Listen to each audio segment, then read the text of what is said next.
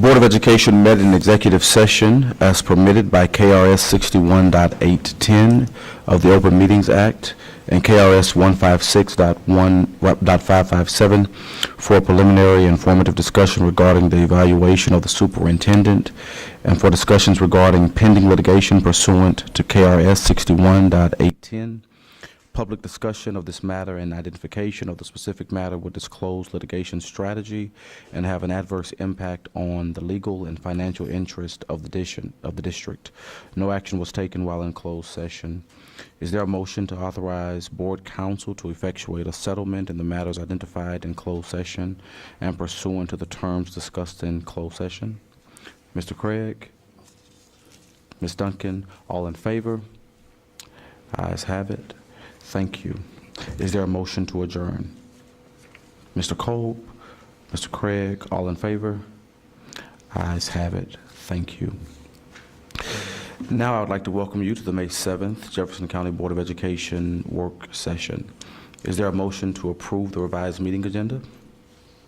Dr. Kolb, seconded by Mr. Craig, all in favor? Ayes have it. Thank you. Is there a motion to approve the minutes of the April 10th and April 16th meetings? Dr. Kolb, seconded by Mr. Craig, all in favor? Ayes have it. Thank you.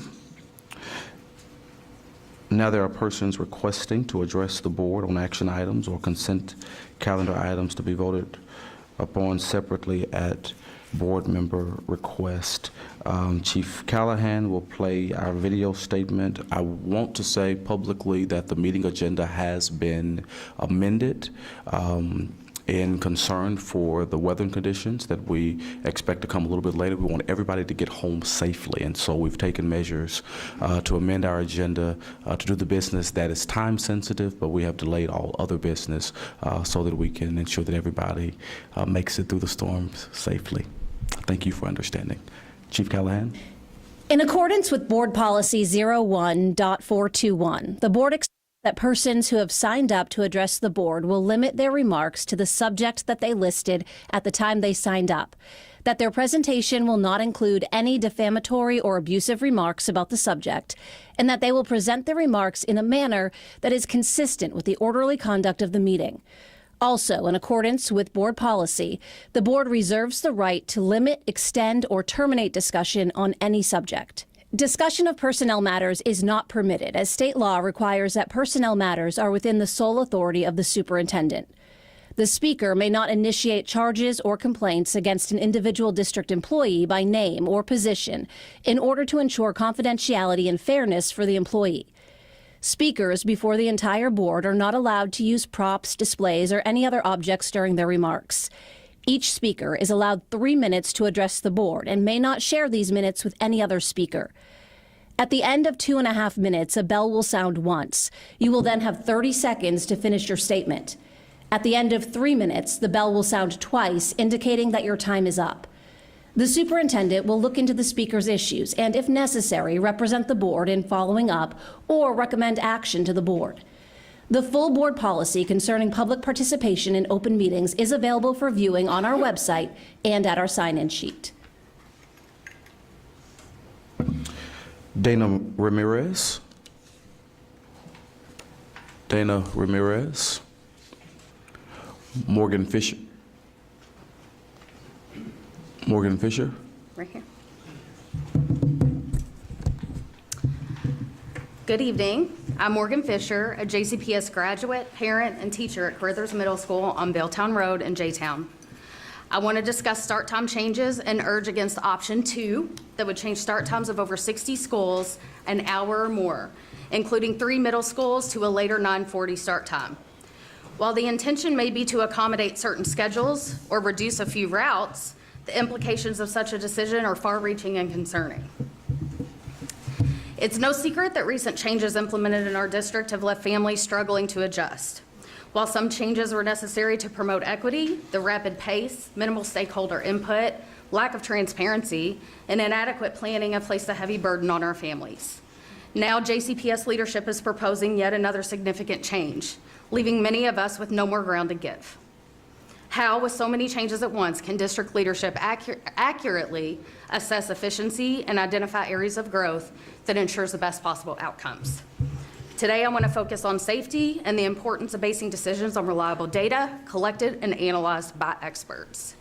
Our students are taught to support claims with evidence, and it is only fitting that district leaders should be held to the same account.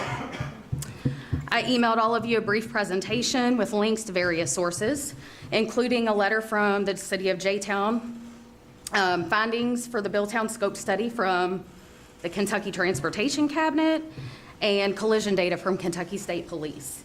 It is clear that a later start time poses significant risk to careers, particularly with traffic safety and students residing on or near the Billtown corridor, many of which are walkers.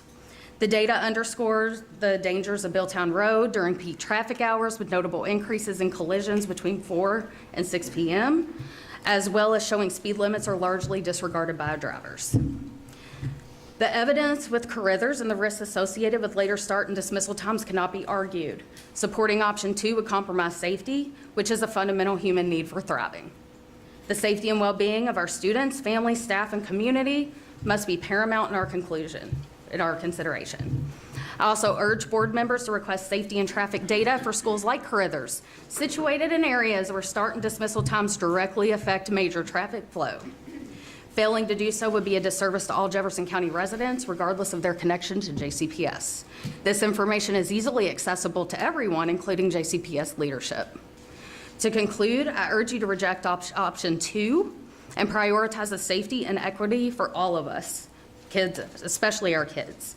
Safety should not be compromised for the sake of convenience. Lead by example, make decisions rooted in evidence with the best interests of our students at the forefront. Thank you. Thank you. Alex Graves. Alex Graves. Stephanie Smith.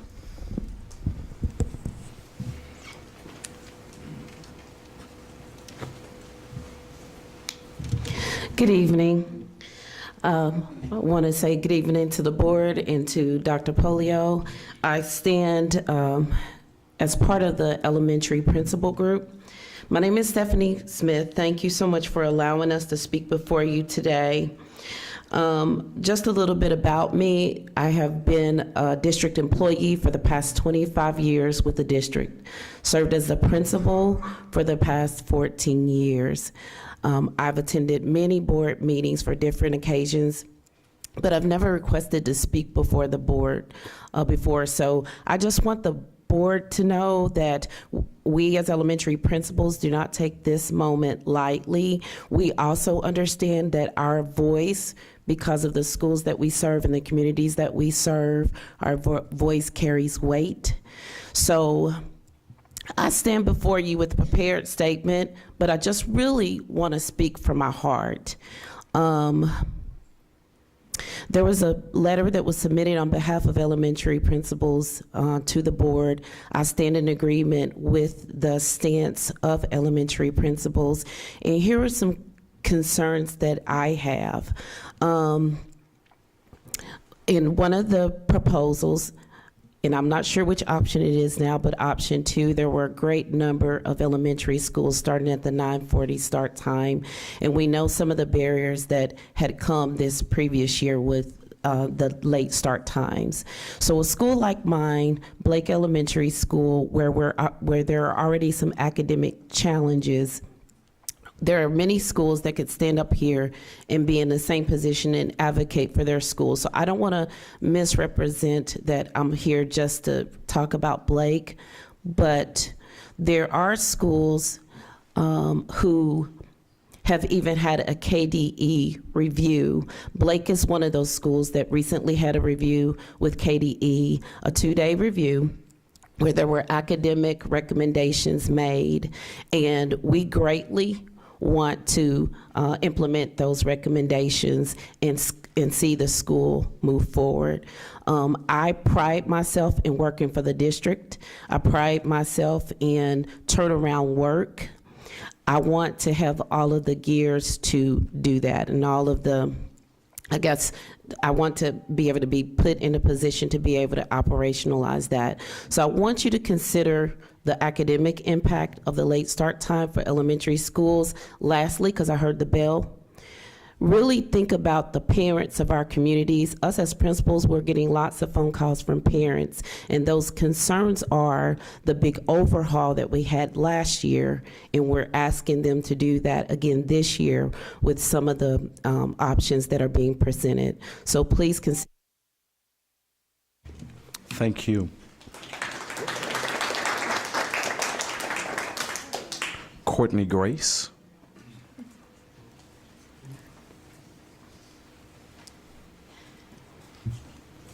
Hi, good evening. I'm standing here because I love my job, and we're all standing here because we love our jobs, and we are a united group of concerned elementary principals in regard to the academic and social-emotional well-being of JCPS's youngest students. All 5 of our goals are academic in nature, and our success in achieving those goals begins with the achievement of elementary school students. Without a strong foundation, achievement at higher levels is already at a deficit. We appeal to you to consider a third scenario where all elementary schools start at 7:30 or 8:40. This should be considered for efficiency in achieving an earlier clear time with minimal loss of instruction across all grade levels and start times that align with the research and what is best for all students. Elementary principals are a solution-oriented group of school leaders. We have a solution to offer that will improve student experiences and remove burdens on our colleagues. As it relates to moving all elementary schools to the earlier start times, the research is overwhelmingly in favor of younger students attending school earlier in the day, with adolescents benefiting from a later start time. This research is some of the same reputable sources this board has quoted and used to base previous decisions. Did you know that 33% of teenagers report falling asleep in school? This is directly correlated with the shift in the sleep-wake cycles at puberty, meaning that most adolescents get their best sleep between 8 p.m. and 8 a.m. The American Academy of Pediatrics, Center for Disease Control and Prevention, and the American Medical Association all recommend that middle and high schools start class no earlier than 8:30 a.m. to allow students to get healthy sleep. These recommendations and the solid research behind them cannot be ignored. Let us remind you of several aspects that are not addressed in these 2 scenarios. Some of our highest need schools have been placed in the 9:40 time slot. Burning AIS and choice zone schools further with the implications of later start times is unacceptable to us, and it should be to you too. Our first 4 guardrails relate directly to ensuring all decisions support our most at-risk student populations. We do realize that with 13 days left of school in this school year, we are on a very tight timeline.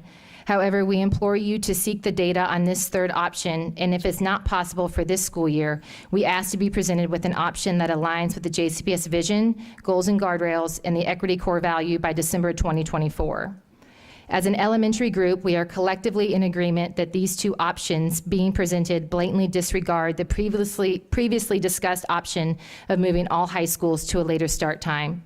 It is in our students' best interest to remove all elementary schools to the first 2 start times. This will improve efficiency, and it sets all JCPS students up for success. We are happy to meet with you in person to answer any questions you might have and to work collectively together towards solutions that will support all JCPS students. Thank you.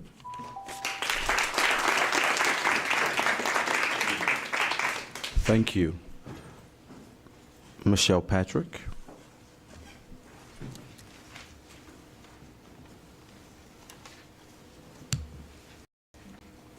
Good evening.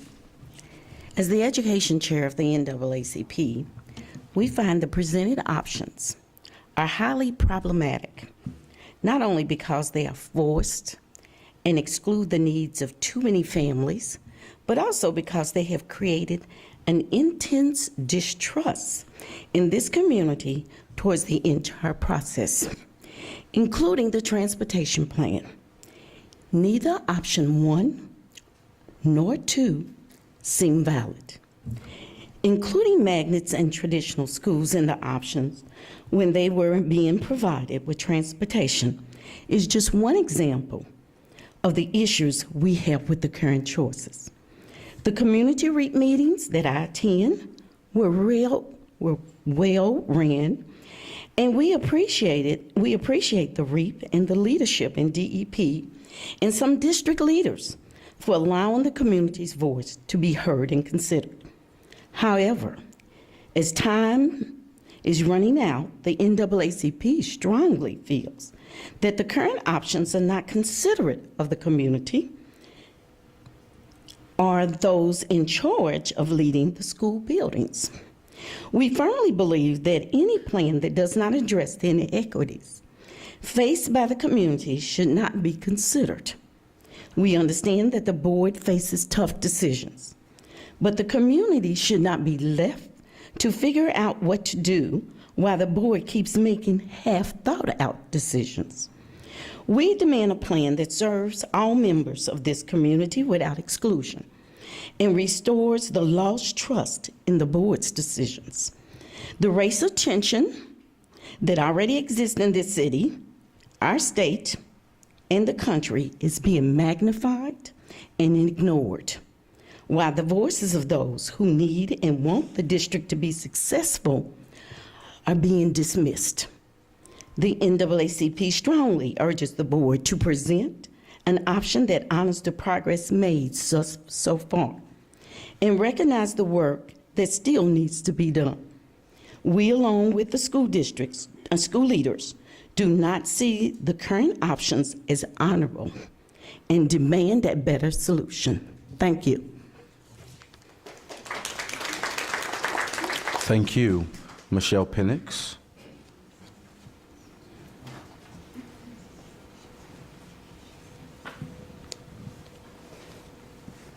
Good evening, and thank you for the opportunity to present. A couple of things. One, first and foremost, I still want to share some comments that I've made over the past couple of weeks through many different platforms, mainly that too little is still known about the consequences of this bus plan to plan effectively.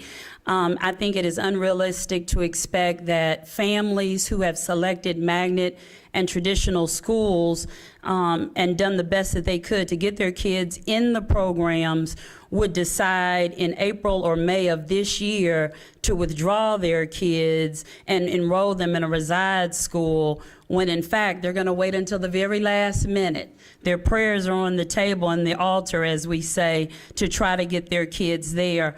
And therefore, it is almost impossible to plan effectively around that.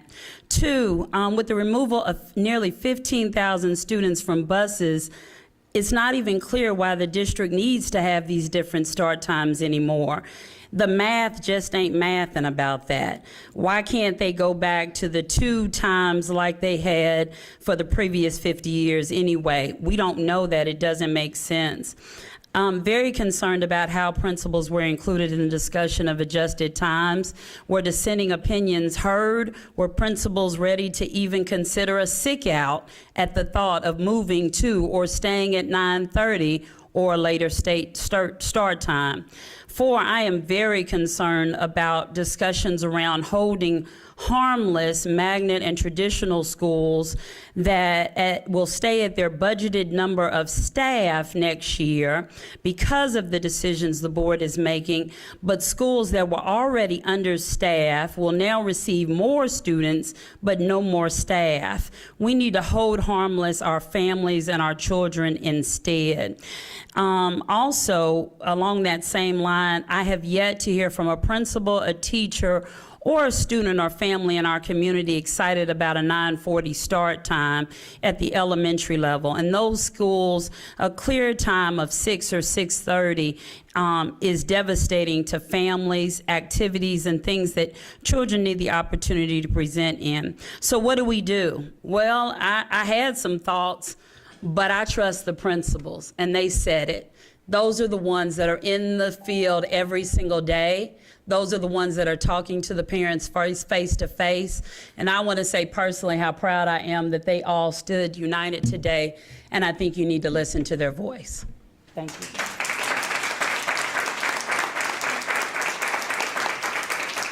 Thank you. Michael Newman.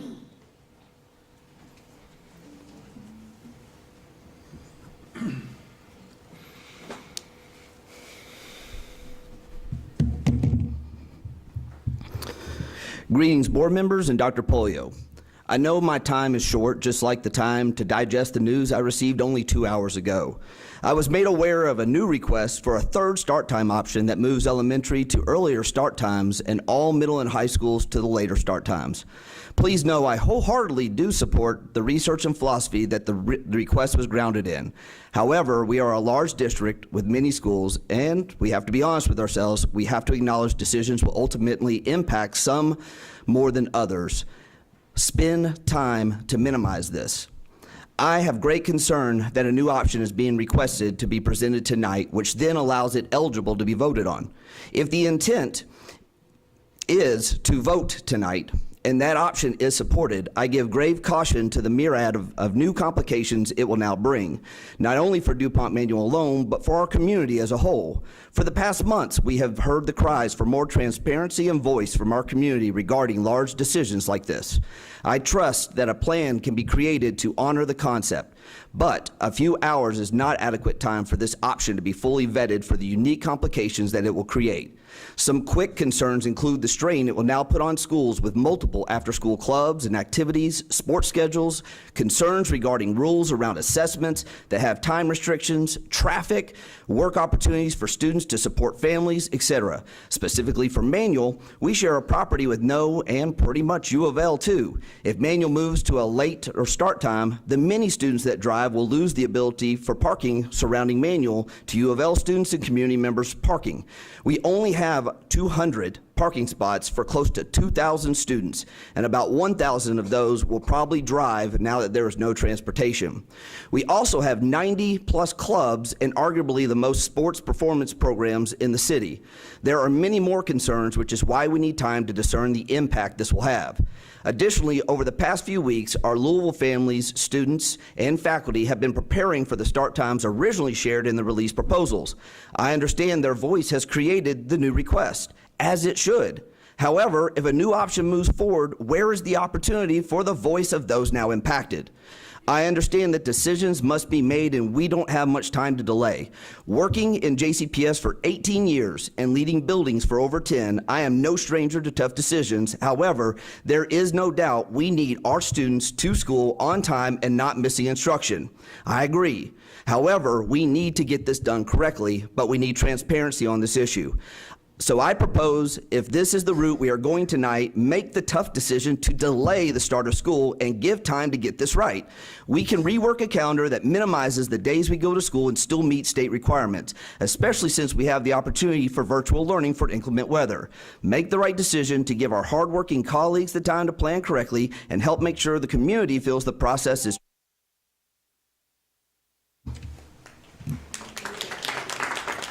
Thank you. Kara Ammerman.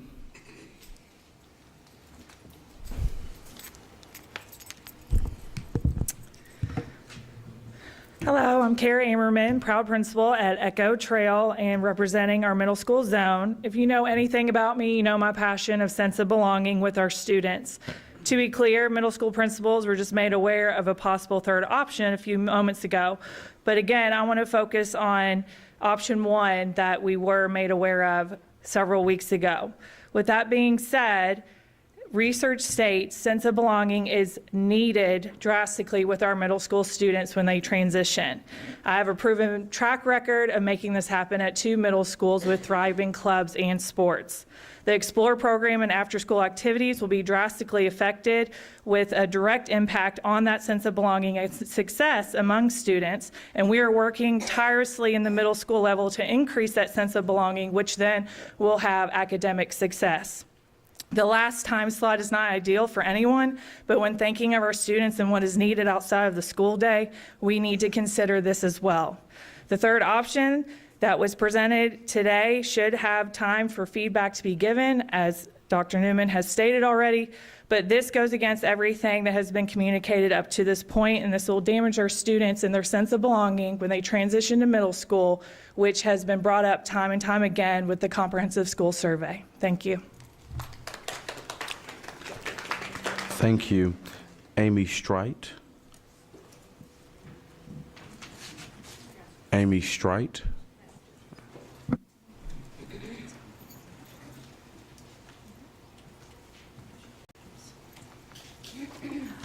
Good evening. Thanks for the opportunity to speak with you. My name is Amy Strite. I'm the principal of Barrett Traditional Middle School. I've been an employee of JCPS for 24 years, starting as a substitute and working my way through various positions. And I have dedicated my entire adult life to the success of the students in this district, and I'm proud of that. In those 24 years, this is the first time I've ever asked to speak at a board meeting, so I don't take that lightly, and I'm pretty nervous. I want to make sure that I'm clear that I don't intend any disrespect to any group. I respect the elementary group for advocating for your students.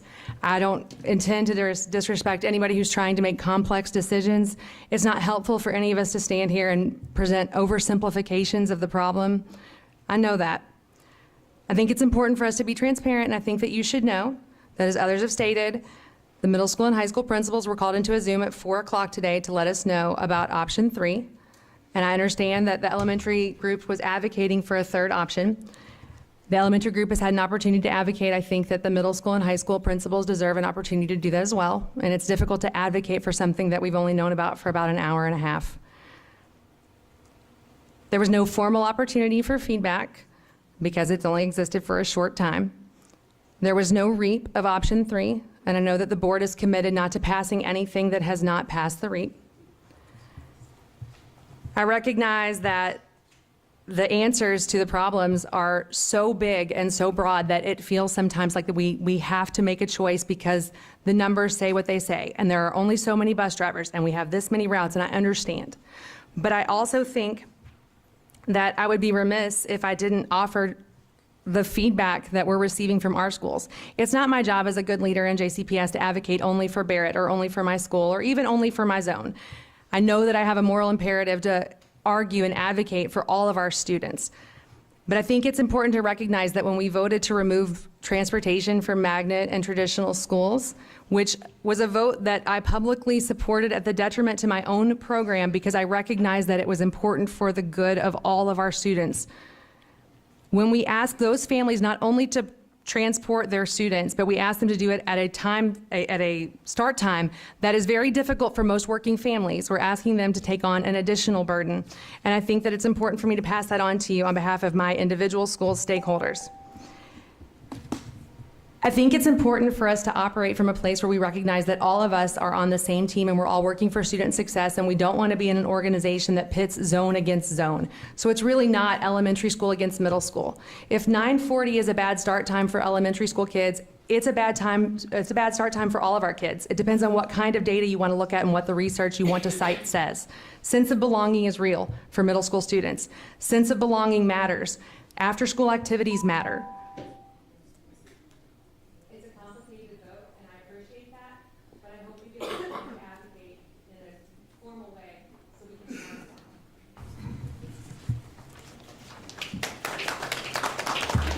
Thank you. Naisha Owen Patterson.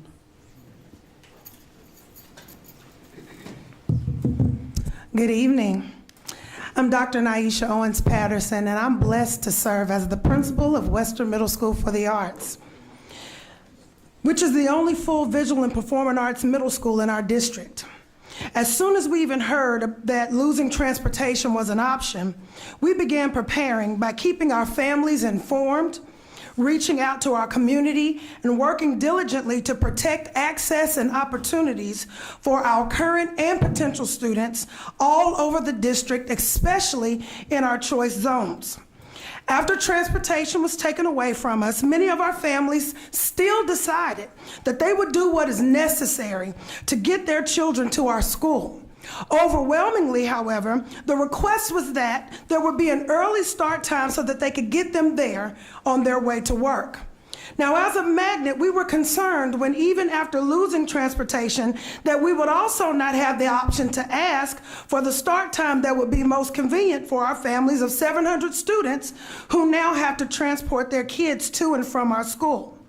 To even consider this third option, where our middle schools would be moved to a late start time of 9:40, compounds an already drastic problem of the increased burden on our parents to even get their kids to school, the potential loss of sports and extracurricular activities that prepare our students for the next level in high school, the massive reduction or complete loss of our community partners because they also have day jobs, that volunteer their time and services during the day to provide tutoring and supports for our students who cannot afford private tutoring, and the potential loss of many of our staff when we are already as a zone leading the district in vacancies.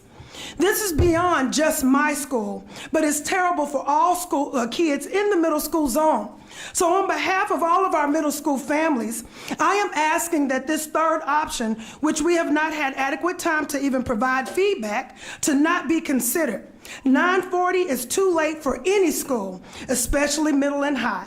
Scenario 1 will be the best option for our zone, and although we know that every option will cause some level of issue and inconvenience, I'm asking that you still would think about the fact that we have already lost transportation, we are losing diversity, and now could face losing staff. This option, this third option, will have a domino effect of loss, not just for the middle school zone, but ultimately for all schools in this district. Thank you for this opportunity.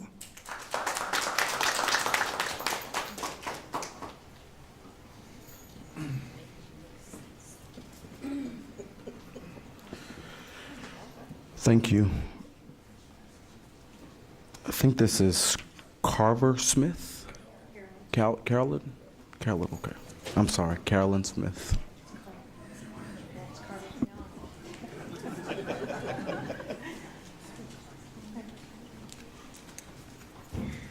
Good evening, and thank you for this opportunity to speak. My name is Carolyn Smith. I am the proud principal of Farnsworth Middle School. Very nice to see everyone here, but let me be clear. I stand here, as many of my colleagues do, not in opposition from one zone over another or one level over another. We're here collectively supporting one another.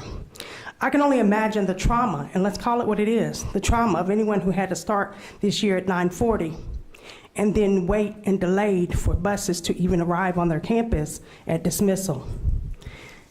And on top of that, to have the students that they can't drive home on their own, and you can't just leave them, say, oh, I know you know how to get home. They're children in elementary school, and they can't. You must stay too, and I get that. So, as much as I cringe to think about anything past 9 o'clock start time, a delayed start will equate to a high potential of not having buses waiting for you at dismissal. The one or two that might be outside is great, but not when you're waiting on 15 more, which equates to that number of students still waiting in your gym or cafeteria or overload. It's hard to show up every day not knowing when it ends, but we do it every day with little to no complaining.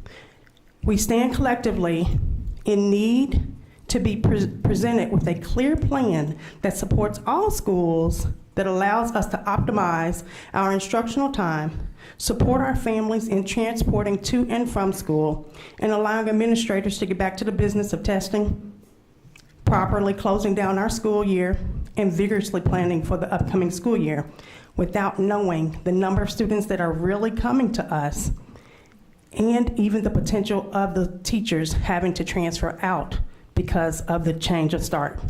So I'm asking that you thoroughly review the plan and that there is a collective plan that we can review to move forward. Thank you. Thank you.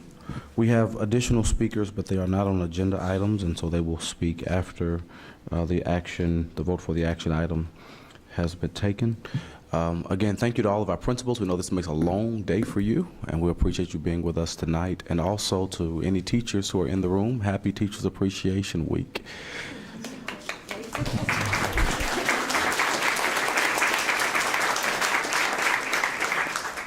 We will now receive the recommendation for the approval of start times for the 24-25 school year. Thank you, Dr. Schul and board members. I do thank our principals for being here and expressing their opinions on this. First of all, I want to frame the challenge once again that I continue to frame Right now, as of today, we have about 545 bus drivers. We have 575 routes every single day. So we start every day 65 bus drivers short. I want to be clear, if we go back to 2 start times, we would have 750 routes, so we would be 250 routes short. So the instructional minutes that would be lost would be quadrupled of what we have right now.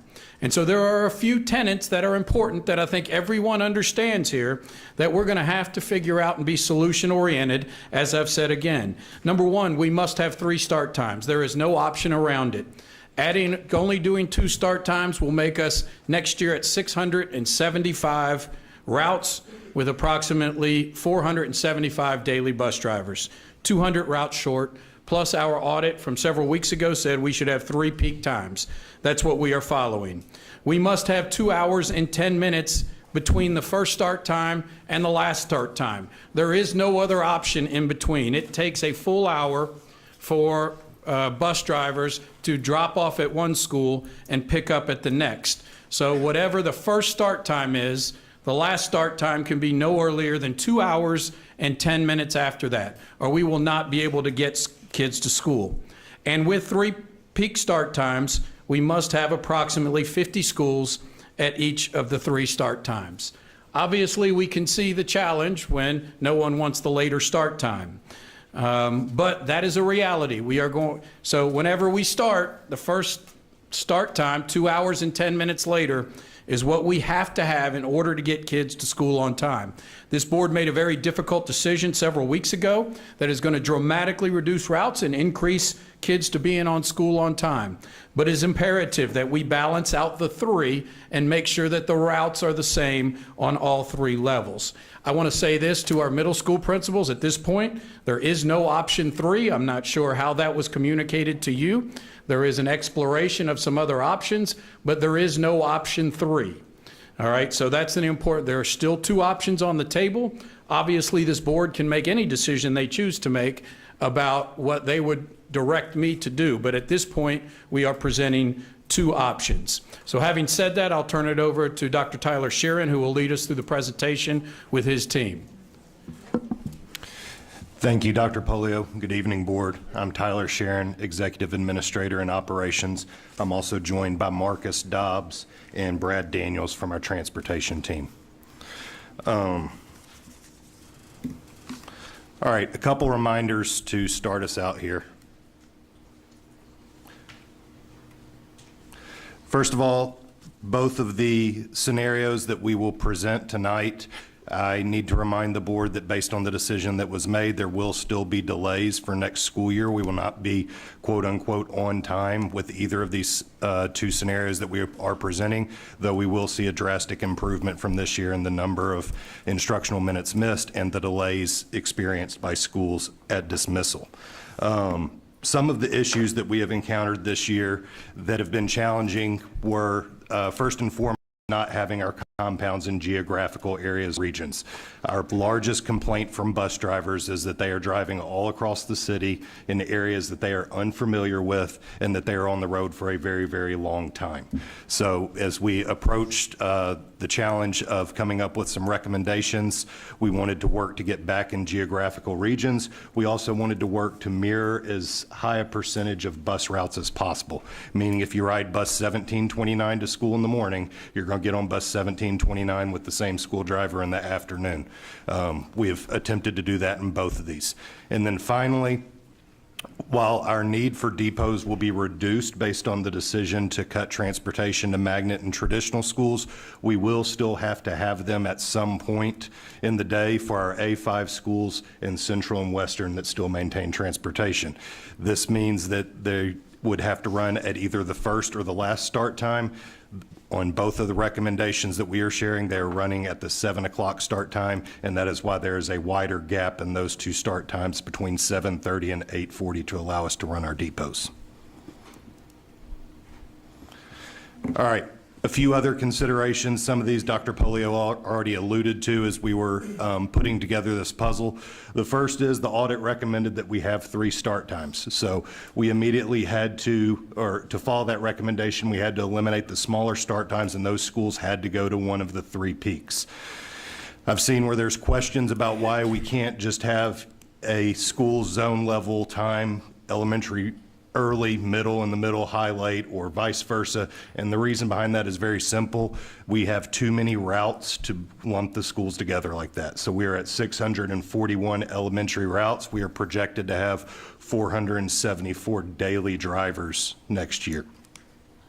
Additionally, while magnets and traditionals do not have the same transportation that they did in the past, they still have to be considered because of their homeless population and the students with disabilities that will still get transportation. So there will still be a few buses going to some magnet schools, and we have to incorporate that into our calculations for number of buses at each start time.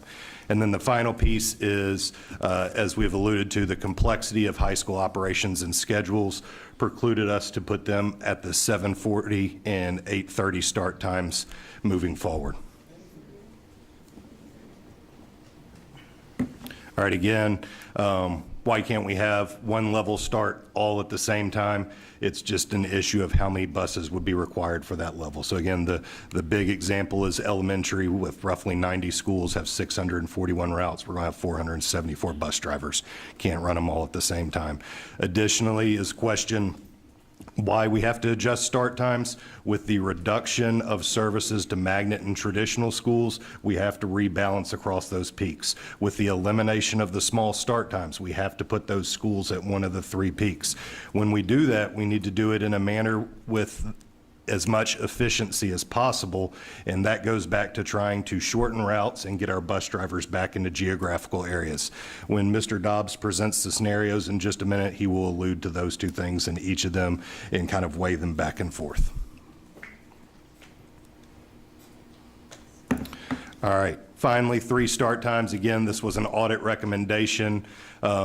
It is necessary. We can't go back to 2 start times. If we were to go back to 2 start times, it would put us needing about 650 bus drivers on a daily basis.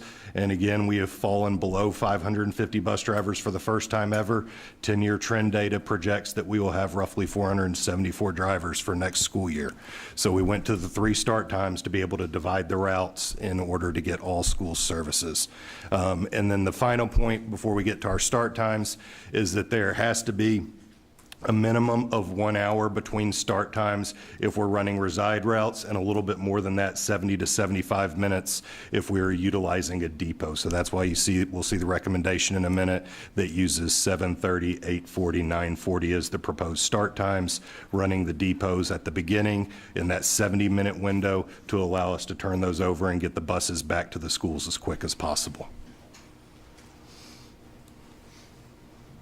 All right, there's the 3 start times that I just mentioned. Again, depots require just a little bit longer. That's why you see the larger gap between the first and the second start time. And then as we are running reside students, we typically route those to be about 45 to 50-minute routes. So an hour gives them time to drop their students off and get to the next school as close to on time as possible. I'll now turn it over to Mr. Dobbs to present the 2 scenarios.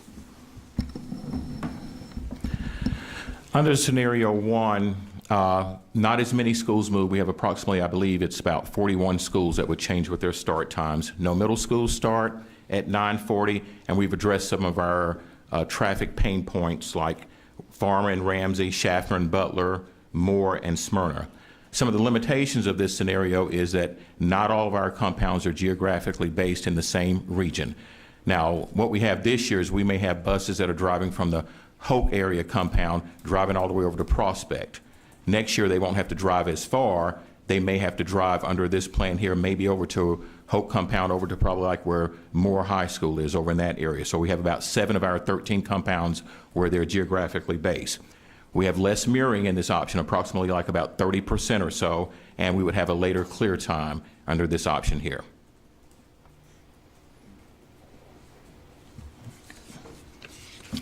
Under scenario 2, all compounds will be in their geographic regions. So I've got all 13 where they're in their specific regions. We have a low route count. How we built the routes when we were trying to guesstimate with the number of buses, we took the number of students that we have riding right now and then divided that by, put 44 into that, and that gave us the number of buses that it would take for that respective school there. higher mirroring percentage in this instance. We're looking at roughly like about 50 to 60%, and a little bit earlier clear time. The limitations of this is, unfortunately, we have 3 middle schools that would have to start at 9:40, and unfortunately that's because when we're trying to balance the buses about putting them in their geographic regions, and with the number of buses that those 3 middle schools would take, it's approximately 30. We just couldn't shift it with the number that we're looking at projected roughly at about 474 routes. And we're going to have a higher number of schools changing in this scenario here. There's approximately, I think, about 81 that change times in this one.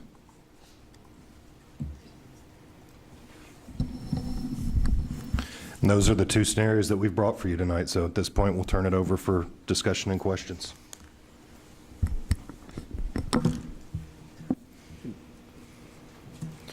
I'd like to have Robert Moore talk about some of the issues with the high schools and why not the high schools. If you could cover that, please, Robert.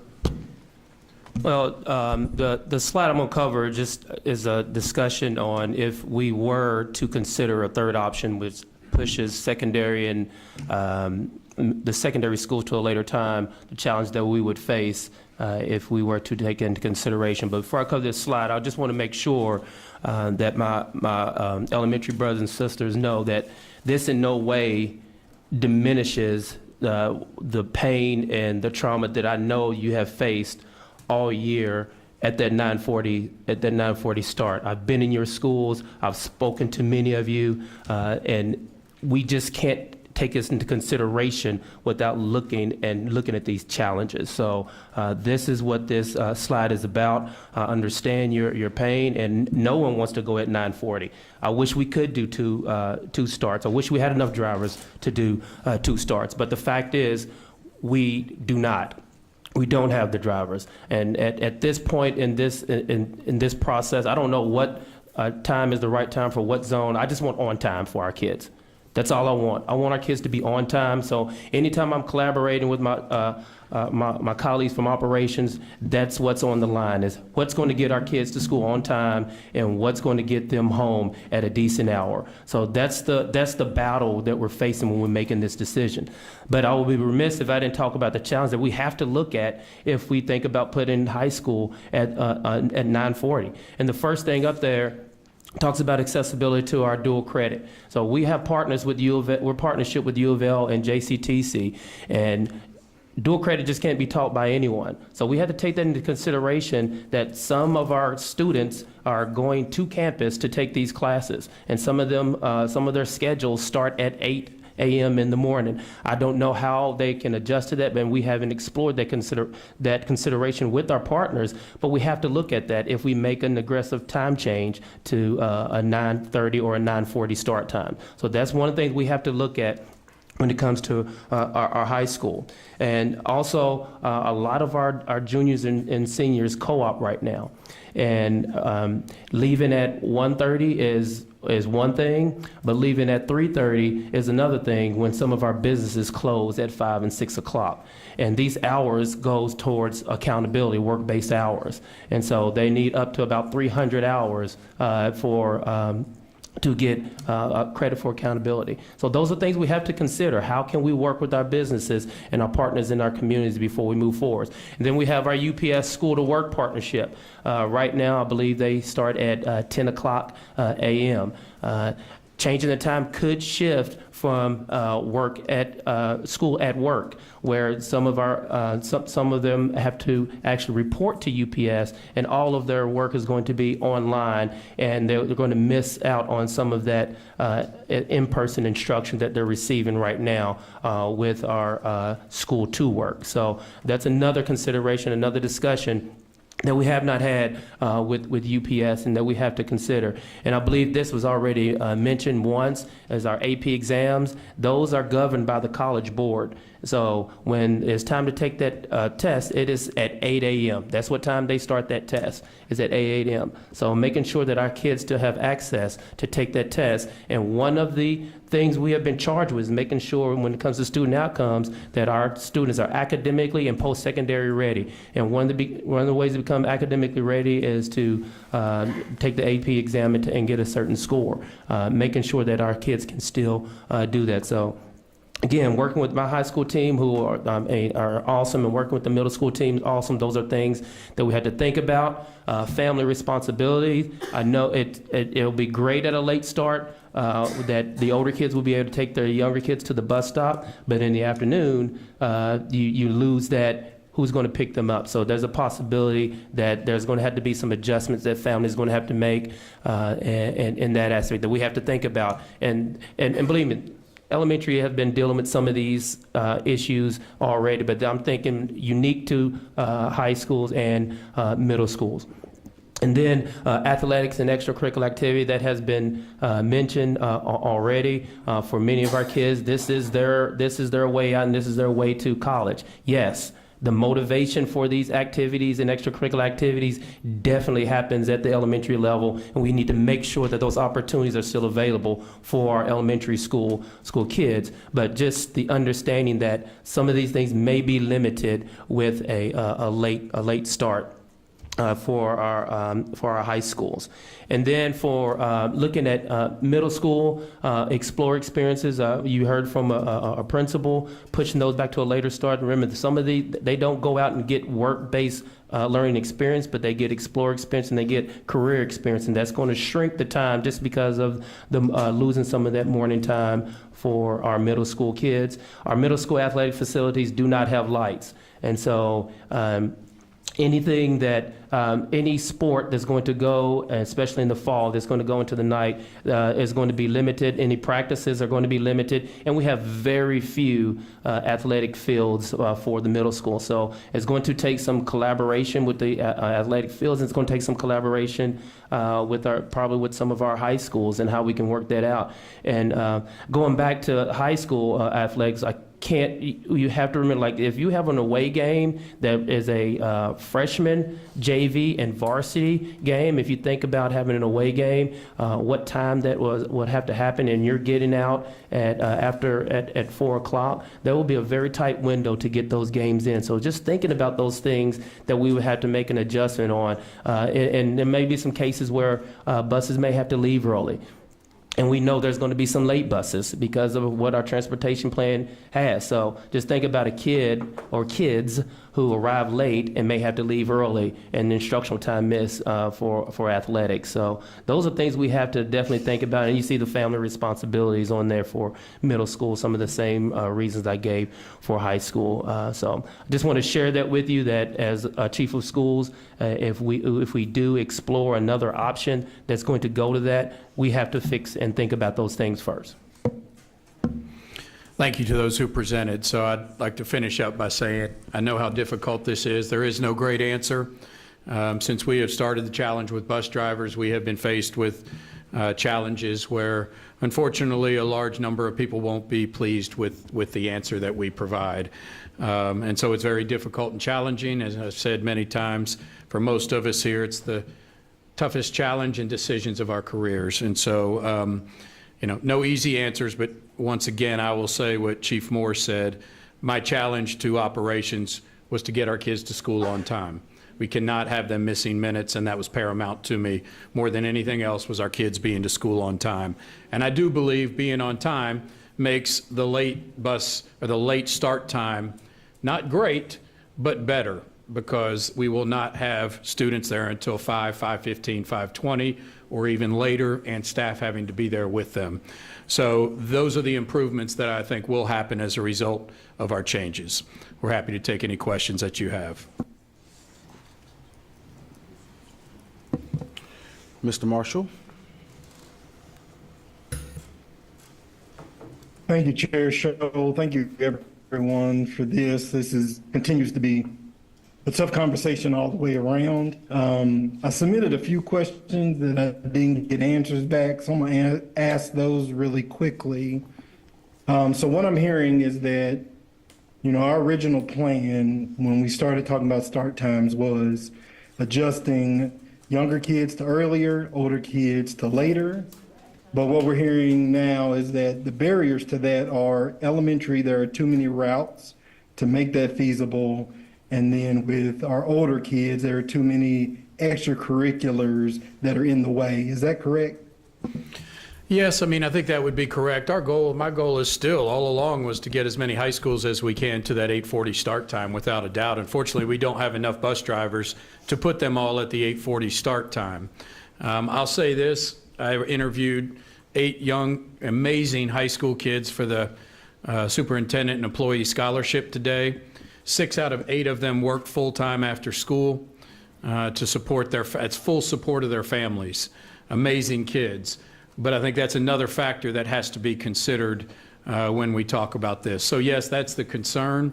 But there is no doubt, if we had the bus drivers we have, I would say 2 start times with an early start time for elementary and a later start time for middle and high would be the option that I would support. But we don't have any, even within 200 bus drivers to do that. So it's not even like it's close. We're not even within 200 bus drivers. So there just wasn't a full estimation or understanding of how quickly we would be losing bus drivers. Is that fair to say? I think it's fair to say. I mean, I don't think any of us, when we started the conversation, felt we would be under 550 bus drivers. But I mean, the entire time when we even presented it was to get as many of our middle and highs to that early time, to that middle time as possible. We also had, as you recall, a multitude of other elementary start times that were at various times in between the 3 peaks. But the recommendation from the audit was to limit our transportation to the 3 peaks. Okay. Were there any considerations or conversations around shortening our school days and extending the school year? Because I know that that late start time, it just pushes everybody's day further into, rush hour traffic. And so have there been any conversations, say, what if we shorten the day by 15 minutes and then make up those hours later? Did we have any of those conversations? We talked about it, but it would take us deep into June, if not a full year school model. So I think the answer to that would be we're going to have some. And that may be the way we have to go, Mr. Marshall, long term, as we continue to lose bus drivers. But moving all the way and only having summer in July and a week in August was something that I didn't think we could take on at this point. But that may be something we have to really explore down the road. And I know there were some conversations from the virtual session. First, thank you for the virtual session. I look forward to more of those in the future and throughout the community so we can continue to get as much community feedback as possible. So thank you for hosting that. There was some conversations about moving these current start times back 15 minutes. Can we share out loud what were some of the concerns around that? Well, we got 2 major themes. Well, there were several. I mean, there was major themes coming out of the community session. I mean, there was a lot of folks who obviously expressed the dislike of their time, so I want to be clear about that. But some of the themes outside of just individual schools, one we addressed tonight, which was about high schools and our secondary schools, I should say, middle and highs, splitting the last 2 times.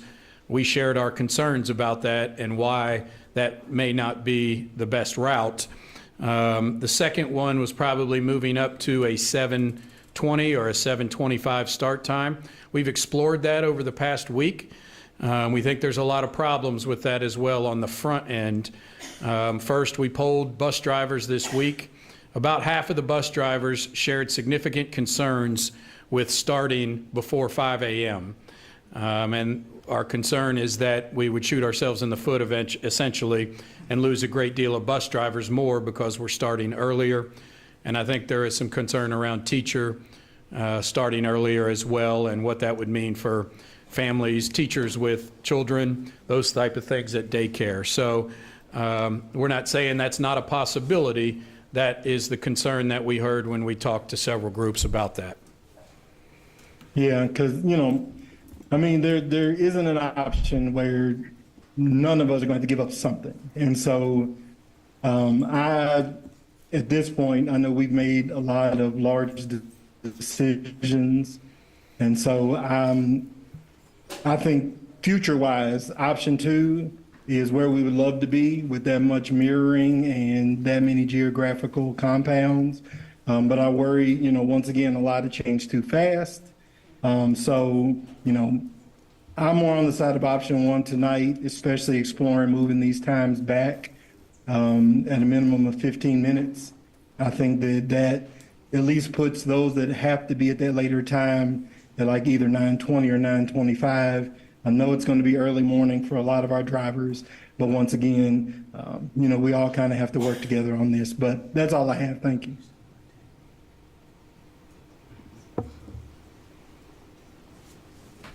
Thank you, Mr. Marshall. Ms. McIntosh?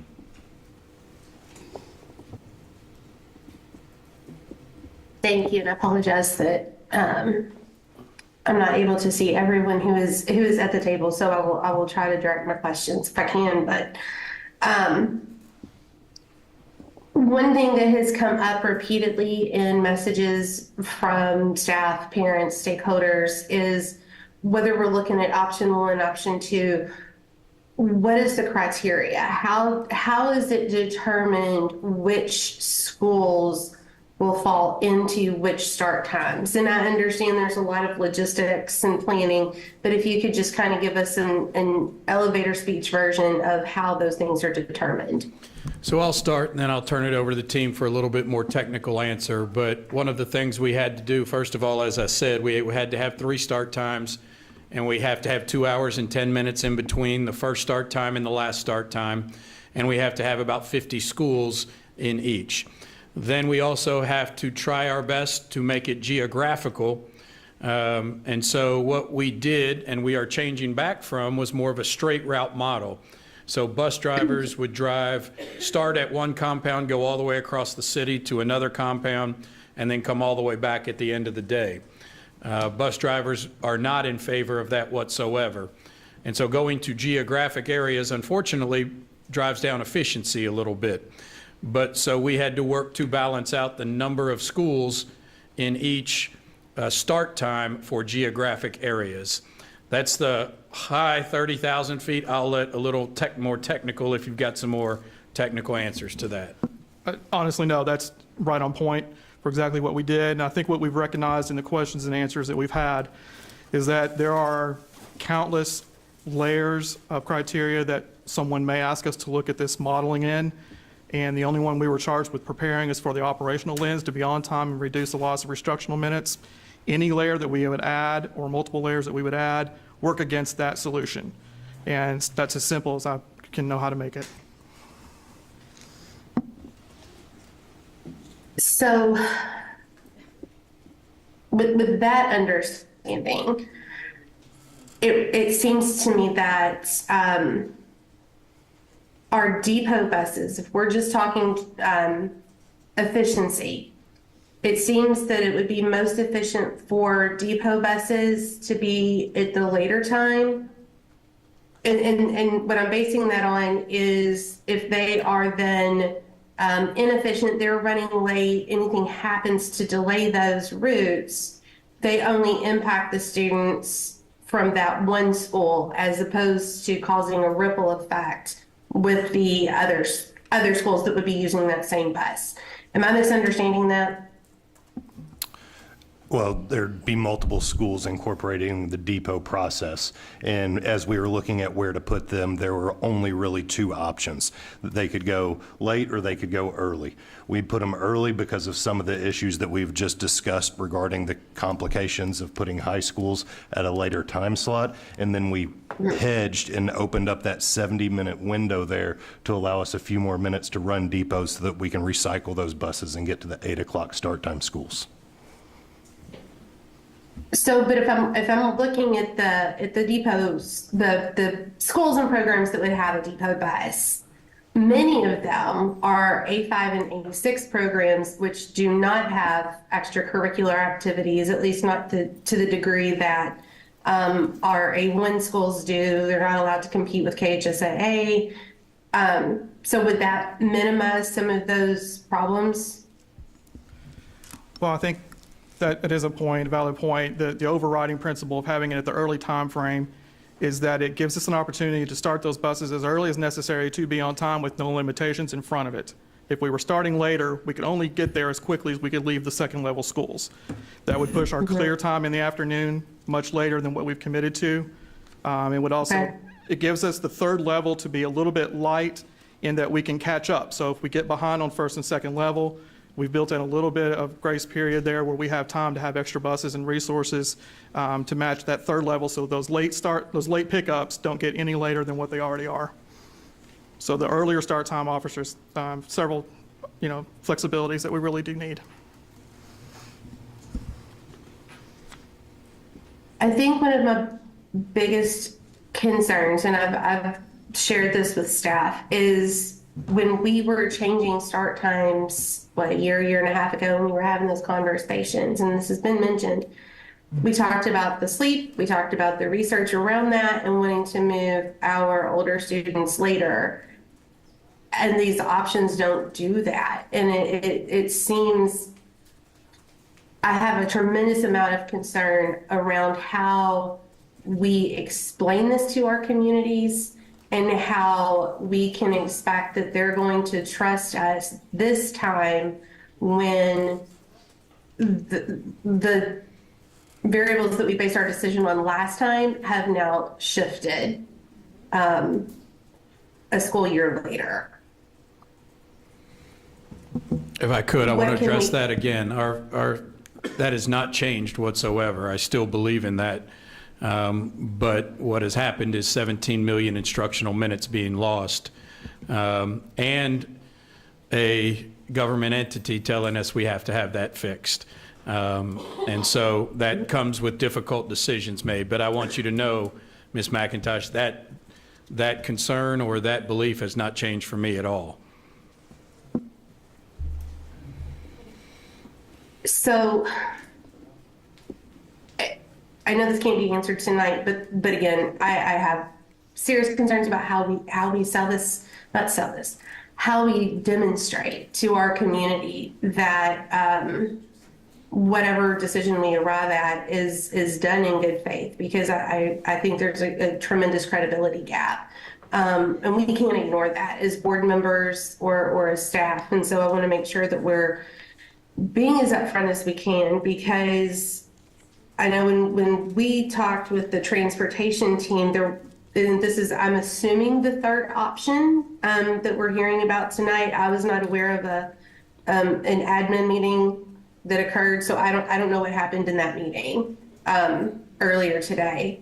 Is that something that we should be? There is no third option. There is no third option. We wanted to present some why high schools and middle schools, it would be challenging to have them at the last one. So it was communicated to our principals that would be discussed, but there is no third option that was a part of the presentation. So anything that was on the, I'm going to call it a draft list of options that the transportation team worked through various scenarios, we've completely taken them off the table, even if they provide us greater efficiency? No, I don't think we've taken anything off the table. I think these are the two recommendations we brought that brought the most efficiency with some of the other criteria that we had to deal with. But that criteria included not moving any of the high schools over middle schools later, correct? That's correct. That wasn't an option. That's correct. Well, we have one option that has 3 middle schools at the late start time. So that does, the option 2 has 3 middle schools at that start time, but no high schools at either option.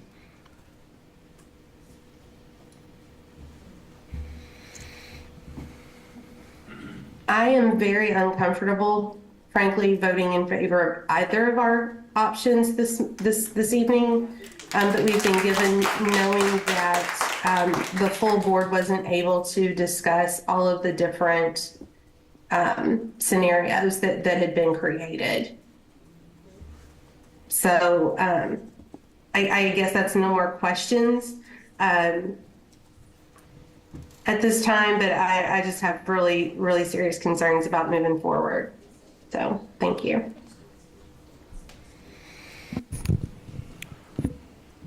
Thank you, Ms. McIntosh. Ms. Duncan?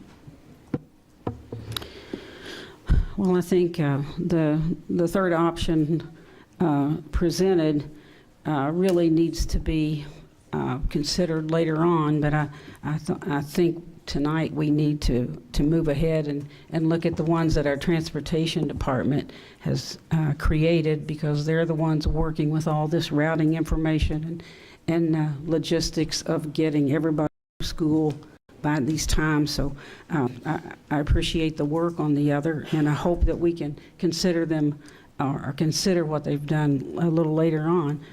But right now, I mean, I'm looking for an option that won't drive drivers away and that won't drive teachers and staff to other schools to feel like they have to move around to schools.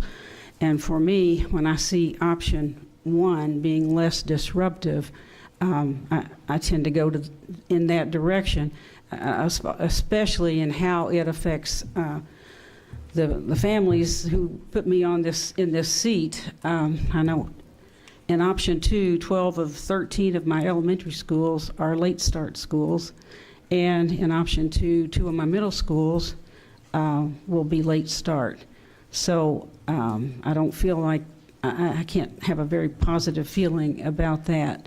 So I think option 1 with the less disruptive format is probably the direction that I would want to support.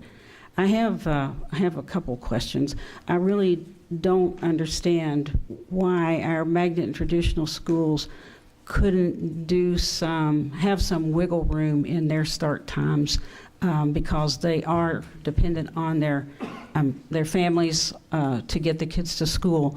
And it looks like there could be some wiggle room for them so that they wouldn't be hard and fast at the particular times that we have. If their families felt that they needed a difference of some sort, of 10 minutes, I feel like they should be able to weigh in on that because of the congestion issues or whatever is there. I really do wish they could weigh in on that, and I think our special needs buses could figure how to align with that.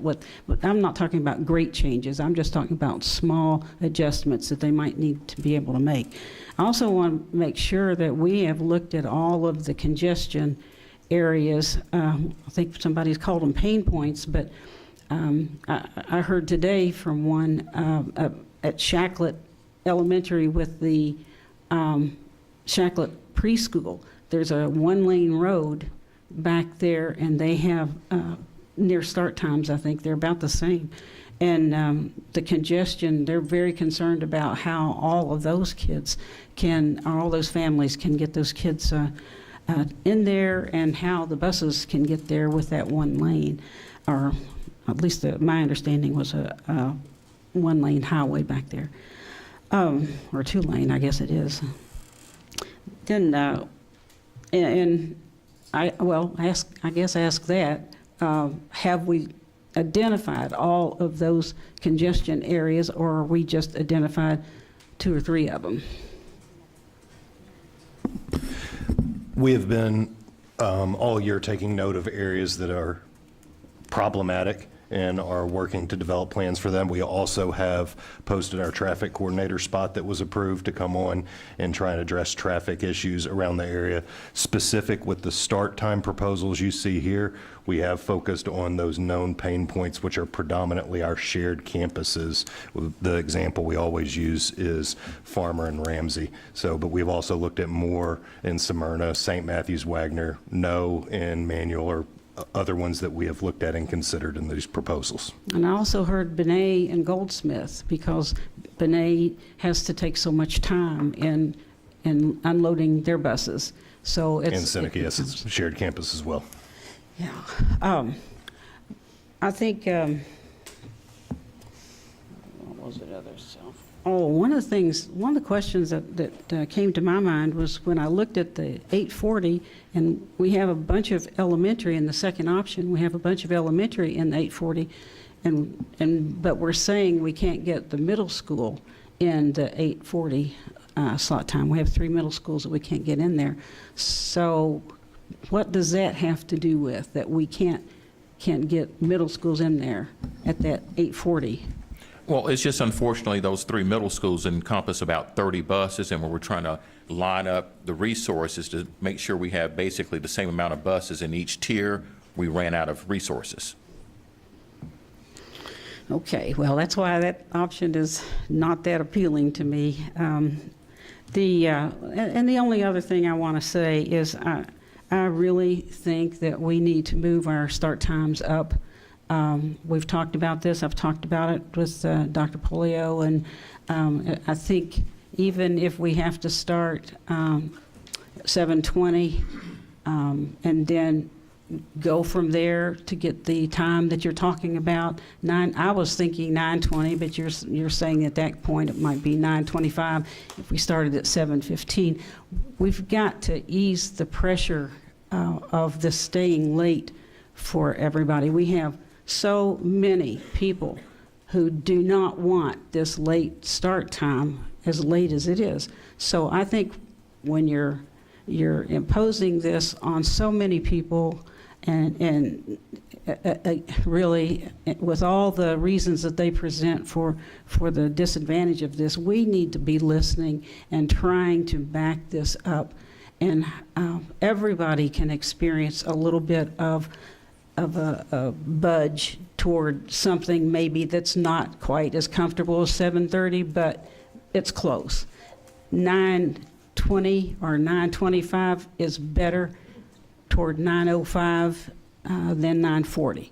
9:05 to 9:20 or 9:25 is not that much different, but it can make a big or a world of difference for people in transportation and for morale. I think just staying as late as we're asking people to stay. So I really hope that we give a consideration to that, and I certainly would like to offer that as my as a motion if once we get this established in terms of the option that we choose. Thank you. Thank you, Ms. Duncan. Dr. Kolb? Thanks, Chair Scholl. So one of the more kind of frustrating things about this and several other things related to transportation and start times is when people seem to run with narratives that may or may not be accurate or helpful. You know, the notion that there's something last minute on the table. You know, until this board votes, everything is on the table. I mean, we could make a motion tonight to start schools at 4 a.m. if we wanted to. We're not going to, but that's the reality of the situation. And then it becomes Dr. Polio's job to figure out how to do it, even if he thinks it's stupid, which it may well be sometimes. So that narrative I find really frustrating. And personally, I mean, I've said for years and years, and I just confirmed with Dr. Polio today that this was his recollection of it as well. Older kids have to go to school later, younger kids have to go to school earlier. That's what the research tells us. You know, there's the same 24 hours in a day. So my thought becomes, what ages are awake at what times? So in a minute, I'm going to ask a bunch of really naive questions that maybe there are good answers to that I'm just not aware of or that I'm not considering to try to probe that a little bit more deeply. Chief Moore said it. Nobody seems to want to go to school at 9:40. As Dr. Polio said, somebody has to go to school about 9:40. Another thing that's been really frustrating about this is a lot of folks, whether it's staff or in the community, seem to think that the board, for whatever reason, wants to choose any of these options, whether it's transportation to magnets or start times. The board doesn't want to choose any of these options. If we could sprinkle magic fairy dust and make, you know, magic happen, we would do that. We can't. I'm not sure what part of we have half the number of drivers compared to how many years ago? I'm not sure what part of half the number of drivers compared to 10 years ago is so difficult for people to wrap their minds around or fail to acknowledge. But that's the reality that everybody here is facing. And you can either face it and try to figure out the best way forward, or you can pretend like it doesn't exist and blame other people for not being able to sprinkle that magic fairy dust and make all your problems go away. I agree with Board Member McIntosh that I feel like a huge part of what we built our argument on for the need to revamp student assignment start times was the research around biological clocks of students. We had community partners write op-eds for us. So I do agree with Board Member McIntosh that not only because of what the research says, but because of the amount that we relied on the research, should have a large role in our decision. I'm also concerned a little bit about it seems that high schools and to somewhat lesser extent middle schools have had an outsized role at the table compared to elementary schools. You know, high schools are the only level, to my knowledge, that were limited to these 2 start times, whereas the others had to be all 3. And I understand some particular challenges that high schools have, but now here are some of my naive questions that I have. Is CEP available in the mornings in addition to the afternoons? Yes. Okay. So, yeah. Is there anything preventing sports from practicing before school? No. U of L and JCTC dual credit. U of L, JCTC start a lot of classes at 8 a.m., right? Like, you can do dual credit before school. Is that, or am I missing something? I mean, you could co-op before school and come in later as opposed to leave earlier. So I just think, and I'm not saying that these are going to be easy adjustments for anybody. Of course they're not. I mean, this is half the drivers compared to 10 years ago. It's going to suck for a lot of people. It already does. But that's the reality that we have to deal with, that we're powerless to do anything about at the moment. So it doesn't do any good to pretend like there's some perfect solution out there. When people say, take the time to get this right, there is no getting it right. There is no getting it right. We have to get it the least wrong possible. And we probably won't, you know, we may not succeed at that. But that's the task that reality has confronted us with.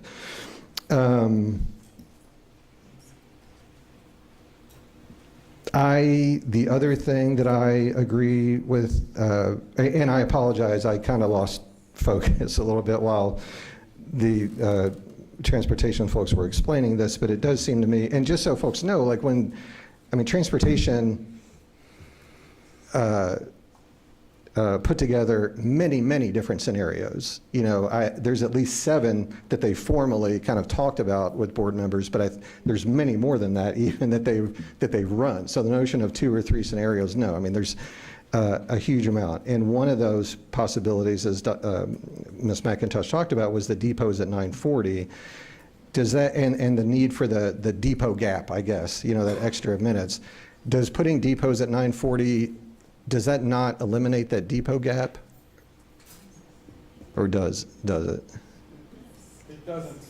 Okay, this is what I missed. Okay. You still need the hour 10 to get out to the schools, get to the depot sites, and then get out to the neighborhoods at the end of the day. So it's just on the front end versus, on the front end. okay, Yeah, okay. It switches the problem is all it does. Got you. But the cause of concern there is that we've already experienced, and as many of you were at the depot sites in the first of the year, when a depot bus is late, Yeah, you're holding up 10 buses for one, Right. 10 for two. right. And there's ways to mitigate that at the beginning of the year with additional administrative help with vans and cars and whatnot. But through the course of the year, Okay. we want that's almost eliminated with option 1 because we can get that fixed as quickly as possible in the morning. Right. And then recover as we can through 2nd and 3rd level. Okay. So depots, does the extra 10 minutes, I mean, I know everything here is, there are no certainties. I'm aware of that. Does the extra 10 minutes, do you think, give the depot buses a good chance of being on time for their next runs? How good of a chance? It increases the likelihood of us being on time, more buses being on time, because you got to keep in mind with the depots, I'm covering the entire county.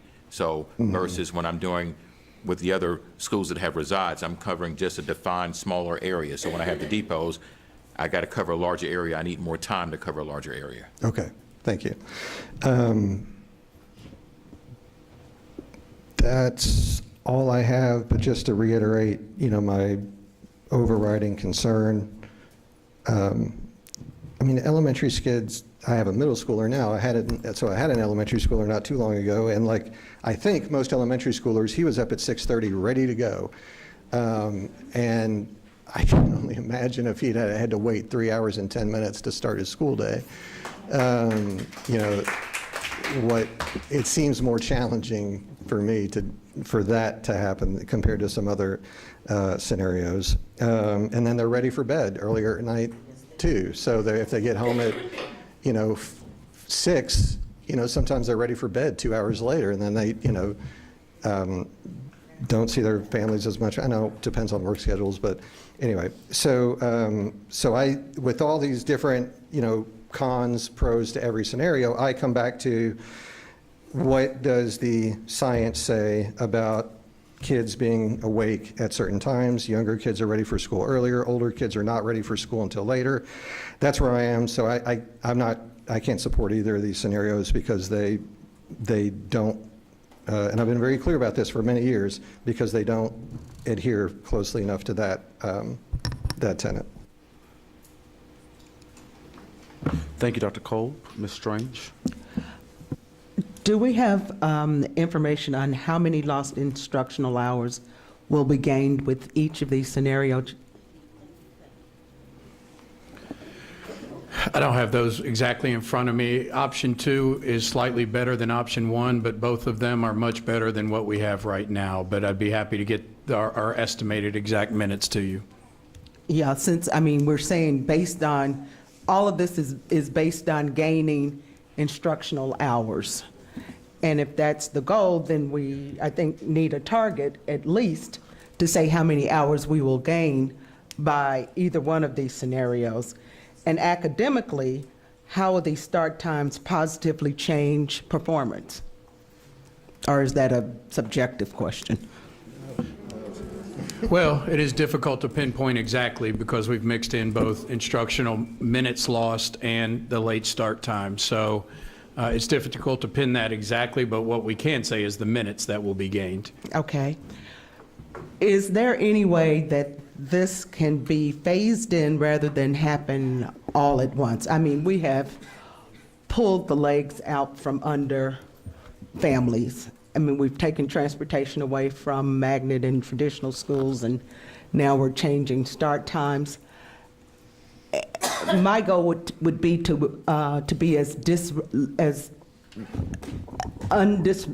less disruptive as possible to as many families as possible.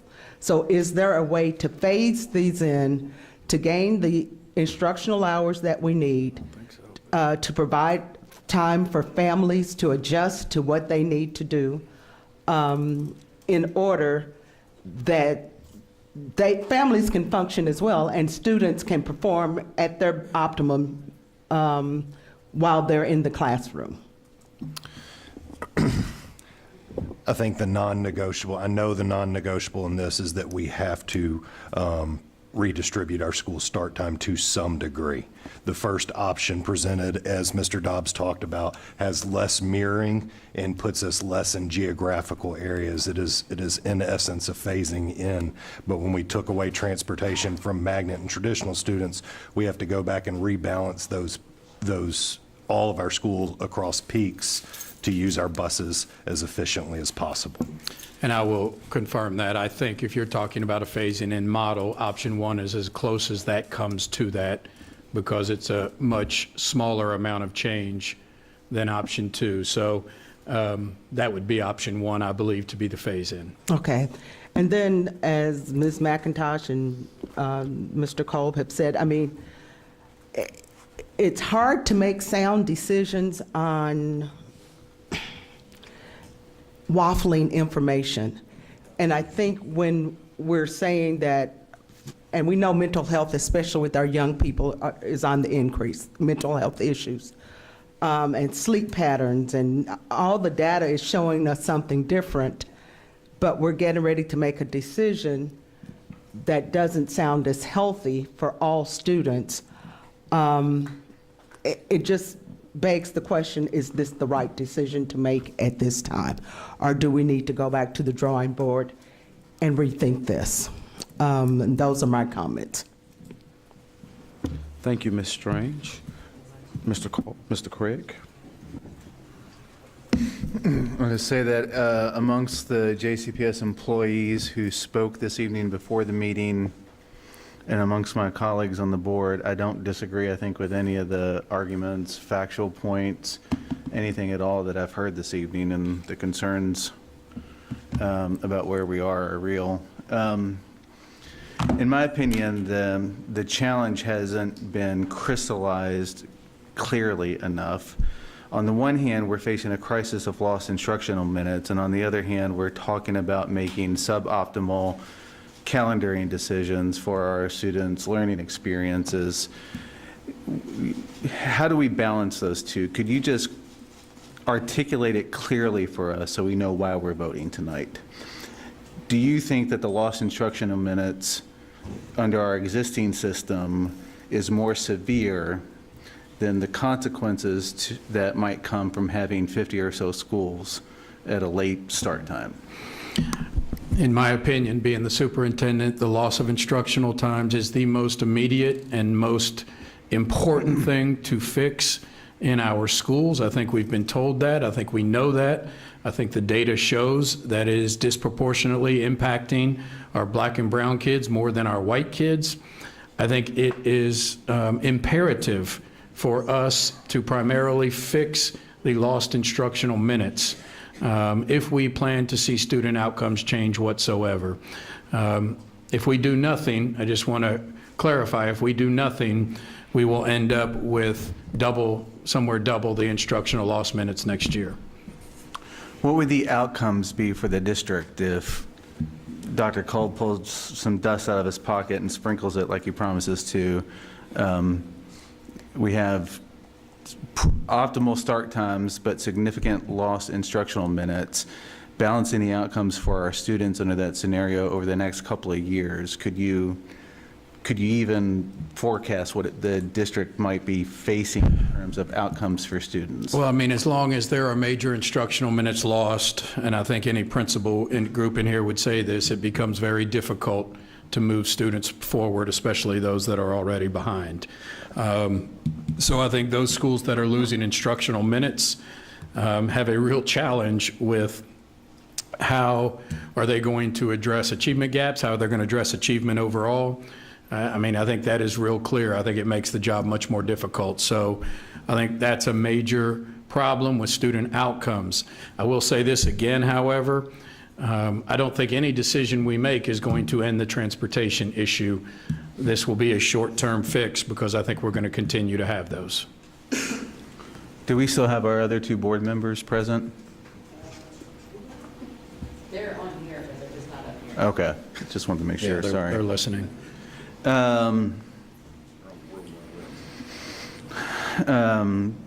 One concern that is repeated to me many times is that there might be a rush, an exodus of employees from 9:40 or later start times to other schools with openings in the 7:30 or 8:40 slot. So we considered that potential impact. Yes, that's a major concern we have ongoing is staffing from both the teacher and classified perspective at school and buses. I mean, there is no question about that. Okay. It's just something that we cannot remedy with the realities of what we're looking at with bus drivers, right? Okay. I just wanted to acknowledge it because I'd heard it so many different times. If neither option gets 4 votes tonight, where does that leave us tomorrow morning in the district? Well, I think we can prepare that third option for you. And I would say if we do that, we are going to have to take some time once again to send that to the community. Or we keep doing the same thing we're doing right now. All right. And what we're doing right now would be more, we're told by the experts that we have hired to run this district, it would be more catastrophic than the consequences that might be faced by the district under either of these options. Yes, that is correct. We will, some relief is given because we're not having as many routes without magnets, but still, it would be catastrophic, yes, with only, if we continue doing what we're doing now. I agree with your comments about finding a balanced approach and the least disruptive approach going forward. I think that's why I have landed. I came to the conclusion at the end of last week, and am still there after the presentation tonight, that option 1 is the best way going forward. I'm still not wholly satisfied with it because it does not deliver the promise that we're trying, or the outcome that we're trying to achieve through adjusting our start times by eliminating the lost instruction minutes. But I think we had to make that compromise at the specially called meeting with respect to Central High School and Western High School. And so we knew from that point going forward that we could not deliver students on time. But it was still, I think, the right decision, both in the moment and today, that we did that, and compromising to try to find the best possible outcome going forward, given the realities of the world that Dr. Kolb crystallized for us earlier, seems to make the most sense. So I'm not happy about it. I feel physically nauseous tonight, as I sometimes do at these meetings. But I think that option 1 is the way going forward. It doesn't solve the challenges of the late elementary school start times that I've been railing against for the last year. In the East End, Bowen and Middletown, I know Norton gets some relief, but it's, the least bad option, as Dr. Kolb suggests. And so if I have the opportunity, I will make the motion for option 1, but we'll see what our chairman has to say as well. Thank you.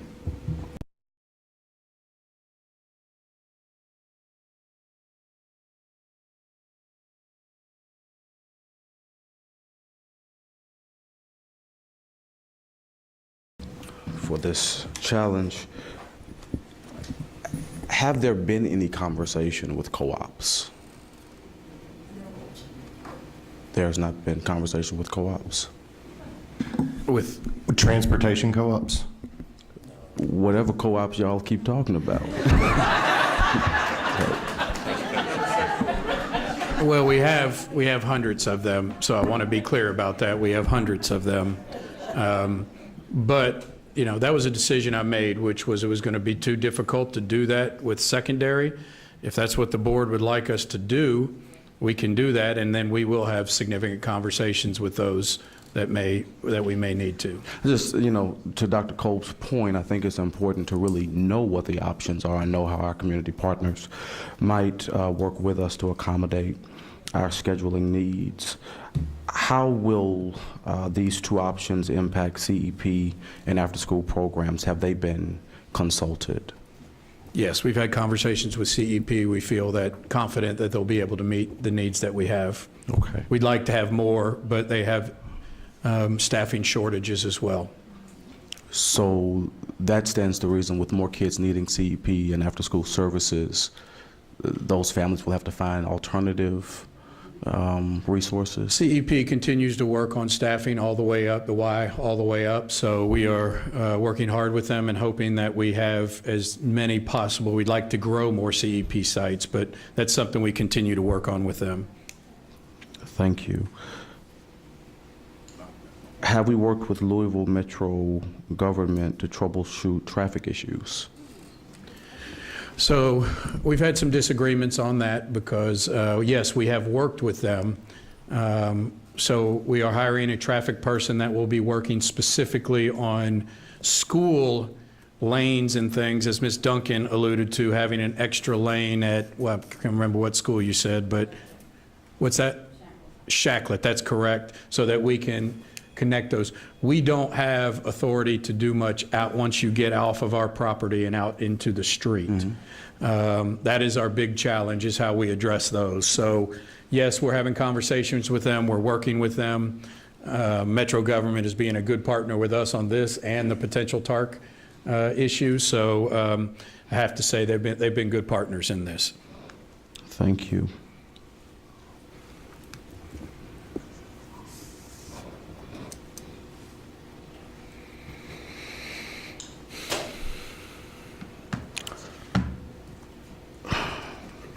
I may be looking at these charts wrong, but it seems that scenario 2 more equitably distributes change in start times across the district.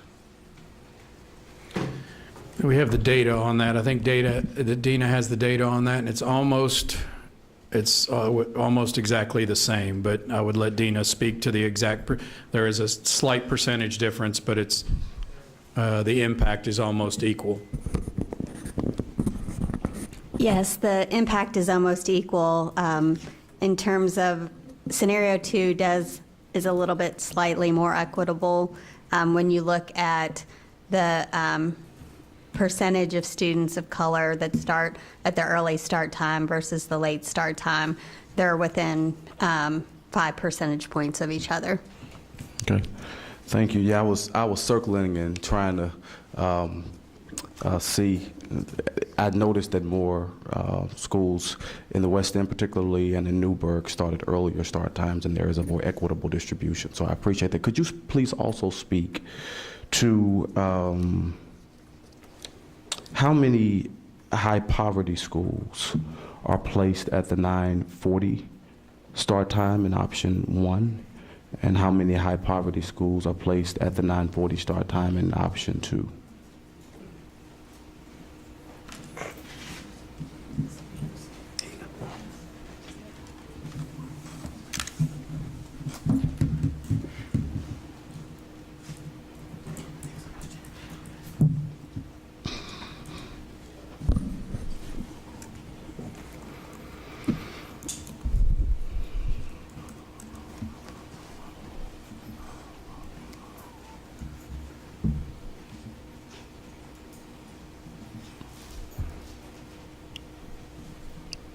All right, let me just pull this up real quick.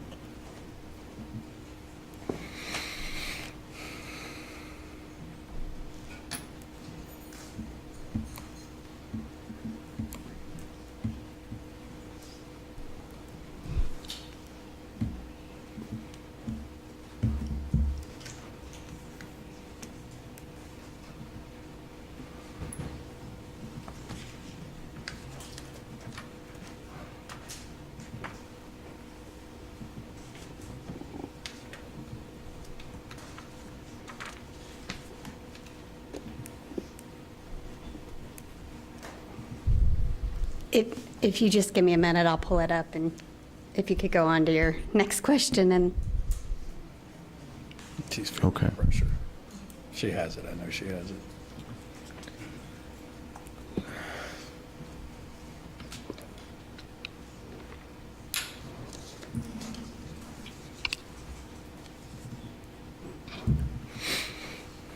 So, Dr. Polio,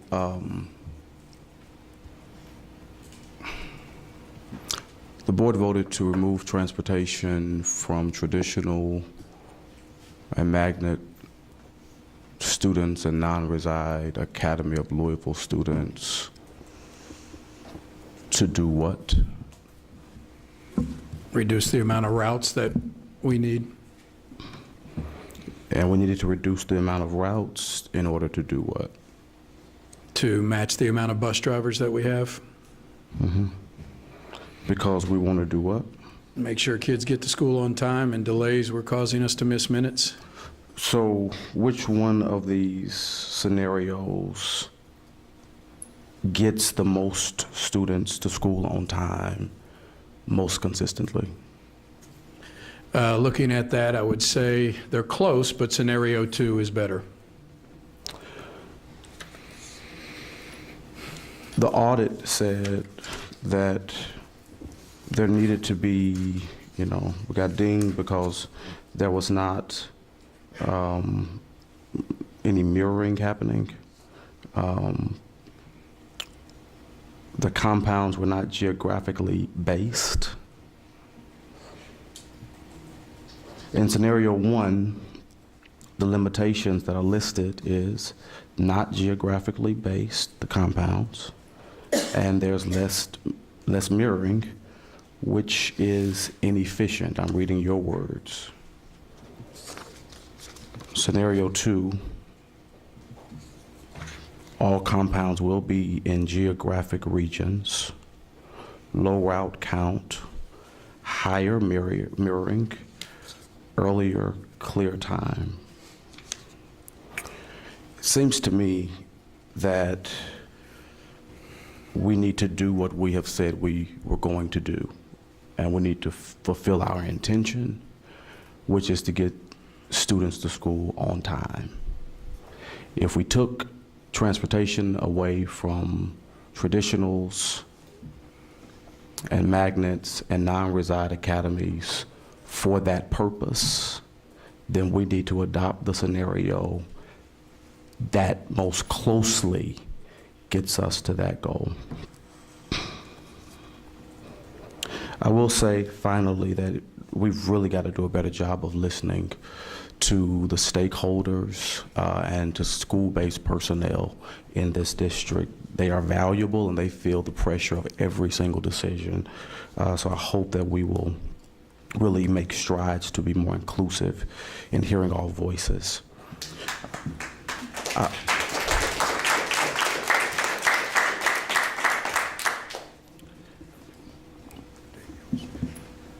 Is there a motion to approve scenario 1 or scenario 2? Mr. Craig?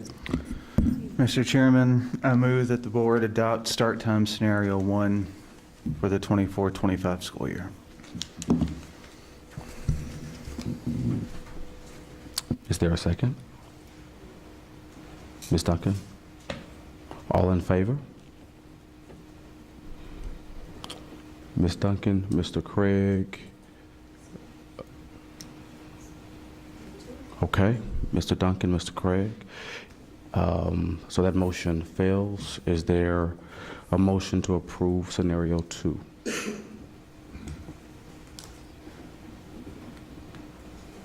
Is there a motion to approve scenario 2?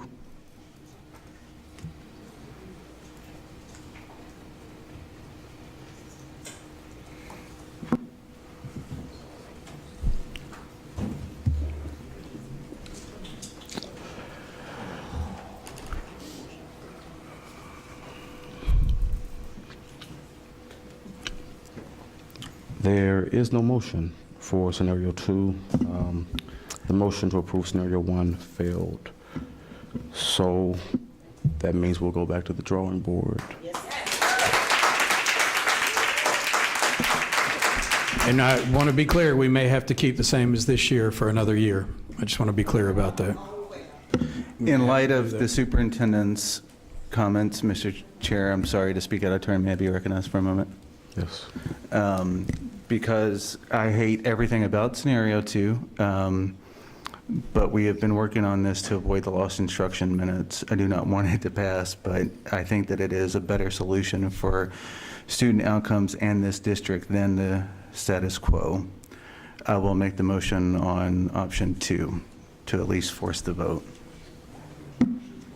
Is there a second?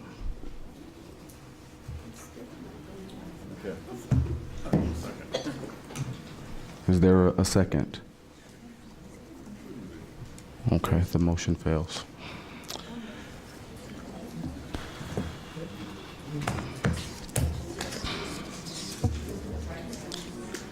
Is there a motion to approve the consent calendar? Oh. Yes. Corey, I'd like to back up just a little bit and at least look at the start times. And maybe nobody else wants to weigh in on that, but I believe our start times, no matter what we do, our start times need to be moved up 15 minutes for next year. So I would like to make the motion, or I move that we, for next year, we move up start times 15 minutes.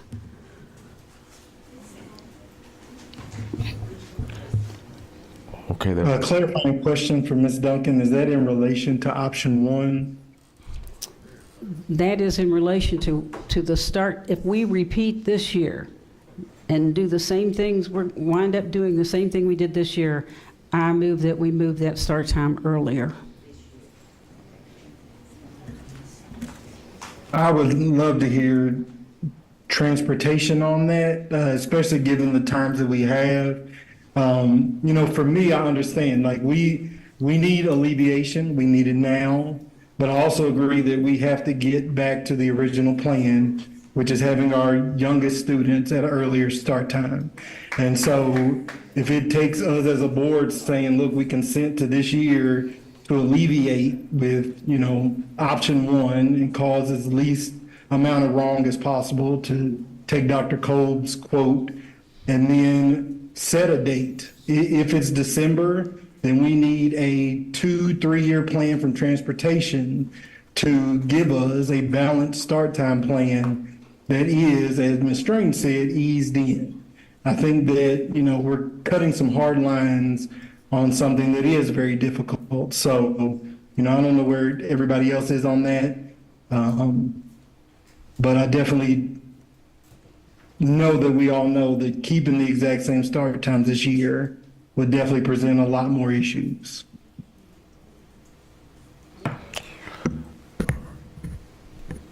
Mr. Craig. In light of Mr. Marshall's comments, I will renew my motion that the board adopt option one for the 24-25 school year, with the additional caveat that the start times would remain in place for only 1 year, and that the administration return to the table to achieve the goals of the board in optimizing start times early for elementary, later for high. Does that motion, Joe, encapsulate the concerns that you just articulated? Yes, it does. Would we like to put a date by which we would like that plan? Because I know that's another thing for families, like switching things now for as many families with just a few months before the start of school is a lot of a heavy lift. But if they have a whole year or two to plan, so yes, unless we want to put a specific date on that. December the 1st, Mr. Marshall? December works for me. To discuss it again. Yeah. May I ask Before you proceed, Mr. Chair, we've got Ms. Duncan's motion still on the floor. So if we can deal with that one first. Okay. Will you please restate your motion, Ms. Duncan? Yes, I move that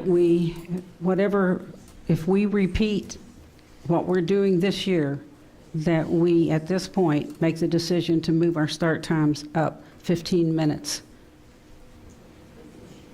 Is there a second to that motion? Okay, there is not. That motion fails. Thank you. Thank you. All right, is there a motion to approve the consent calendar? I had a point of order, Mr. Chair, pending motion on the table. I think that I made it appropriately right after Ms. Duncan's, and if I could have a moment to restate it. You may. Is that correct, Mr. Brown? Correct. I would move that the board adopt option one for the start of the 24-25 school year, with the additional caveat that the administration return to us by no later than December the 1st, Mr. Marshall, with a plan for optimizing start times for the 25-26 school year to comply with the board's goals of early times for elementary, later for middle and high. Is there a second? Mr. Marshall, all in favor?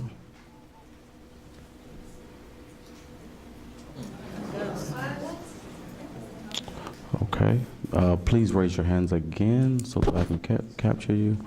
Mr. Craig, Mr. Marshall, Ms. McIntosh, and Ms. Duncans. Those are all in favor, all opposed.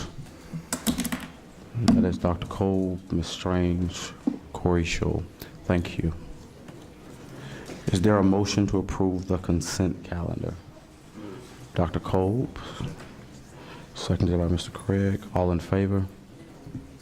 Ayes have it. Is there a motion to adjourn? Dr. Cole, seconded by Ms. Strange. All in favor? Thank you. Dr. Shaw, I think we had speakers. Oh, that's right. I'm sorry. We just adjourned, but Stick around. yeah.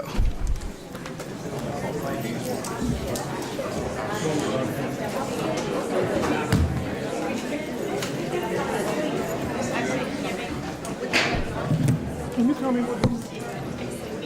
Say it for a dollar. I don't even see Maddie Shepherd.